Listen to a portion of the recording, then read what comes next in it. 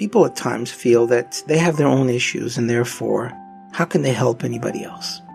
And you'll meet someone who will say, I can't help anybody else. I'm stuck in my own issues. I've got my own problems. How am I supposed to help anybody else? I once heard a speaker say that if you help other people get what they need, you'll get everything you want. So powerful if you think about that. Every person can be an ambassador, and they can do things for others. And there are things that you can give or share that don't cost you anything. It really doesn't. It doesn't even bother you if you think about this. For instance, you can be ambassador of love, and you can share kindness with somebody. On your block, for instance, where you live, there's a teenager somewhere that can use a hug. There's also an older person who can hear words of kindness from you. You can inspire them with improvement on things that they need. Person says, but I have my own issues. That's true, but you have to love another person to be able to help yourself out. And you can do that. In every crisis, lay the seeds of opportunity. And so an obstacle is not an obstacle as you see it. It's a challenge, but also an opportunity for you to develop into what you wish. And we have that choice at any given time to make that difference.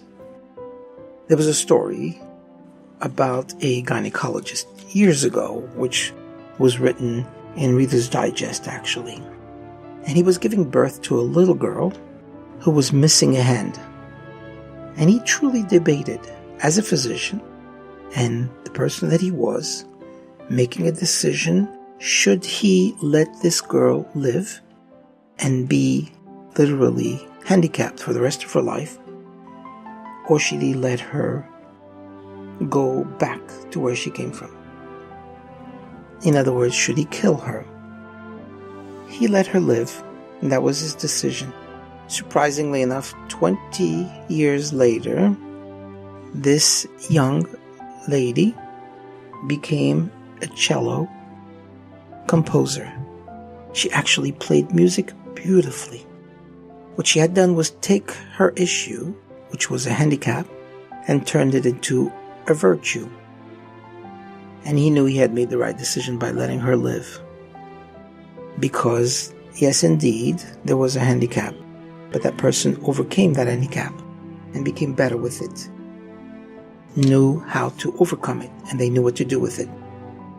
Napoleon, interestingly enough, he was a general, and once he was told by his commandeers and the people that were around him, his entourage, that the enemy was right there, and they were showing him a map, and they said, look, your majesty, right there, very close, is where the enemy is.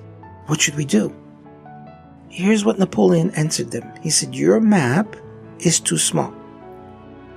Make a bigger map, and you will see that they're not as close as you think. It's a different way of thinking. Now, obviously, by choosing a bigger map, it's not going to change the distance, but your vision as to what you can do will change. So, indeed, you have issues. I have issues. We all have our own issues.